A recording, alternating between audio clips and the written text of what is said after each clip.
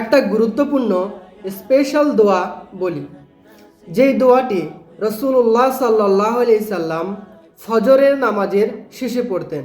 উম্মে সালমা রাদিয়াল্লাহু তাআলা আনহা এই হাদিসটি বর্ণনা করেন যে রসুল্লাহ সাল্লাল্লাহু আলাইহি সাল্লাম ফজরের নামাজের সালাম ফিরিয়ে এই দোয়াটি পড়তেন, আল্লাহুম্মা ইন্নী আসআলুকা, হে আল্লাহ তাআলা, ইলমান নাফিয়া, আমি আপনার কাছে উপকারী জ্ঞান চাই, যেই সব জ্ঞানের দ্বারা, যেই সব বুদ্ধির দ্বারা আমি সঠিক পথে প্রদর্শন করতে পারবো, সঠিক রাস্তায় চলতে পারবো। ওয়ারিসকান তৈয়বা, পবিত্র রিজিক দান করো।